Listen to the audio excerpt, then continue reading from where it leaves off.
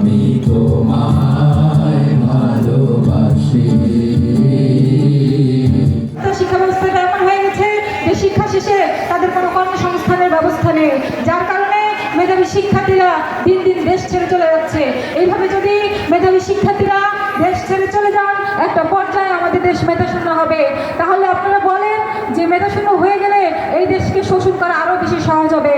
কারণ এই দেশে যত অন্যায় হয়েছে, যত নিপীড়ন হয়েছে, যত গণ আন্দোলন হয়েছে, সেখানে অগ্রণী ভূমিকা রেখেছিল ছাত্ররা, মেধাবী ছাত্ররা। এভাবে যদি মেধাবী ছাত্ররা দেশ ত্যাগ করে, দেশ যদি মেধাশূন্য হয়ে যায়, তাহলে যারা থাকবে তাদেরকে শোষণ করা, নিপীড়ন করা আরও সহজ হবে। যে বাজেট ছাত্র শিক্ষক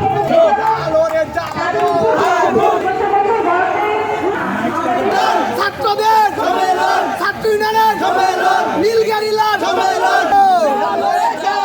বাংলাদেশ ছাত্র ইউনিয়ন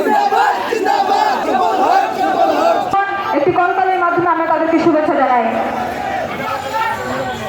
অনেকদিন পর আমি এর আগের একটা সম্মেলনে আমি এসেছিলাম। আমি এত লোক দেখিনি, এত মানে যারা ছাত্রীজন করে এরকম দেখিনি। এবার আমার একটু মনটা ভরেছে, এত ভাঙন, এত কিছু, এত দ্বন্দ্ব সংঘাতের মধ্যেও যে ছাত্রীজনের এই উপস্থিতি, এটা আমাকে একটু উৎসাহিত করেছে। হ্যাঁ, এখন কথা হচ্ছে এই যেটাকে আমাদের টিকিয়ে রাখতে হবে। আমার কথা হলো বৃক্ষের পরিচয় ফলে। ছাত্র ইউনিয়ন অতীতে যেই গৌরবময় ভূমিকা পালন করেছে, এখন ছাত্র ইউনিয়নের সেই গৌরবময় ভূমিকা আমরা দেখছি না, ছাত্রদের মধ্যেও দেখছি না। সমগ্র ছাত্র রাজনীতি অনেক নিচে নেমে গেছে। এখান থেকে ছাত্র ইউনিয়নকে সেই ছাত্র রাজনীতির গৌরবকে পুনরুদ্ধার করতে হবে, নিজেকে গৌরবান্বিত করতে হবে। তারা যে দাবিগুলো বলছে তার মধ্যে সবচেয়ে প্রধান দাবি মনে করি আমি একটাই, সেটা আমরাও করতাম কিন্তু আজও অর্জিত হয়নি। সেটা হচ্ছে শিক্ষা হচ্ছে অধিকার, শিক্ষা কোনো সুযোগ বা সুবিধা নয়। তো এইটা আমাদের দেশের শতকরা 40-50% নাগরিকের জন্য সত্য নয়।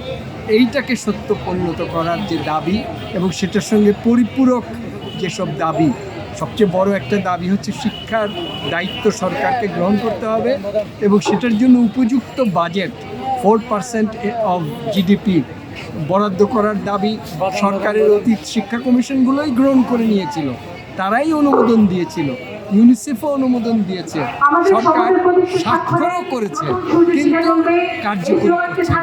সেটার জন্য একটা দুর্বার আন্দোলন গড়ে তোলার যে শপথ, সেটা কার্যকরী হয়, সেটাই আমি চাই। আমরা যদি অন্যের জন্য কথা না বলি, আমাদের নেত্রকোনা জেলার কর্মকাণ্ড উপজেলা সহ এই রাষ্ট্র গ্রহণ করুক। আমরা ছাত্র ইউনিয়ন দীর্ঘদিন ধরেই দাবি করেছি যে জাতীয় বাজেটের 25% এবং জিডিপির ন্যূনতম 8% বরাদ্দর দাবিতে আমরা দীর্ঘদিন ধরে আন্দোলন করতেছি। এই দাবি আসলে যৌক্তিক, সেটা ইউনেস্কো আসলেই বলেছে যে জিডিপির ন্যূনতম 6% শিক্ষা খাতে আসলে বরাদ্দ দেওয়া প্রাসঙ্গিক। তারা এটার যুক্তিযুক্ত তুলে ধরেছে। আমরা এখানে বলতে চাই যে আসলে বাংলাদেশে এই জিডিপির আসলে 8% বরাদ্দ ও এইটা যদি একবারে সম্ভব না হয়, এইটা ধীরে ধীরে, কারণ আমরা দেখি মানে বাংলাদেশ যদি আমরা দেখি আফগানিস্তান, পাকিস্তান, শ্রীলঙ্কা কিংবা ভারত, তার চেয়ে আসলে বাংলাদেশের শিক্ষা খাতে বরাদ্দর পরিমাণ অনেকাংশেই কম। গত আমরা যদি 23 এবং 24-এর বরাদ্দ আমরা দেখি, সেই বরাদ্দটাও হয়েছে আপনার 1.76% জিডিপির, যেটা আসলে মানে শ্রীলঙ্কা, পাকিস্তান, আফগানিস্তান, ভারতের চেয়েও কম, যার কারণে শিক্ষার মান একবার তলানিতে নেমে এসেছে। এবং শিক্ষাখাতে এই গুরুত্ব দেওয়া এবং নতুন যেই কারিকুলাম এসেছে, এই কারিকুলাম যদি আসলে বাস্তবায়ন করতে হয়, তাহলে শিক্ষা খাতে জিডিপির 8% বরাদ্দর খুবই প্রয়োজনীয়তা রয়েছে। আমাদের এখানে ইতিমধ্যে 84টি জেলা সংসদের প্রতিনিধি আমাদের নিশ্চিত হয়েছে এবং এখানে কিন্তু প্রায় 2000-এর অধিক শিক্ষার্থী আজকের সম্মেলনে অংশগ্রহণ করবে এবং এই সম্মেলনের মধ্য দিয়ে আমরা বৃহত্তর একটা আন্দোলন দিতে চাই, যে আন্দোলন হবে একটি গণতান্ত্রিক ক্যাম্পাসকে আবার একটি ক্যাম্পাস কীভাবে গণতান্ত্রিক ক্যাম্পাসে রূপান্তরিত করতে হয়। ক্যাম্পাসগুলো আস্তে আস্তে স্বৈরতান্ত্রিক হয়ে যাচ্ছে। একটি ফ্যাসিস্ট সরকারের রূপরেখায় ক্যাম্পাসগুলো আর কি মিনি ক্যান্টনমেন্টে পরিণত হয়েছে, যেখানে আসলে শুধু ছাত্রলীগের শাসন কাঠামো দ্বারা পরিচালিত হয়। তার বিরুদ্ধে আমরা একটা জোরালো আন্দোলন করব। আমরা অবিলম্বে ছাত্র সংসদ নির্বাচনে ফিরে আনার দাবিতে আমরা লড়াই চলমান করবো আগামী দিনে।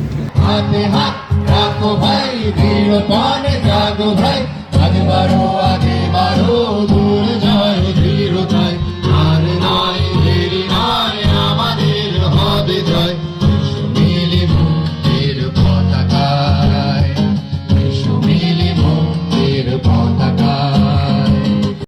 সংবাদ ফিচার ও অনুষ্ঠানের জন্য ভিজিট করুন সংবাদ প্রকাশের ওয়েবসাইট এবং যুক্ত থাকুন ফেসবুক পেজ ও ইউটিউব চ্যানেলের সঙ্গে।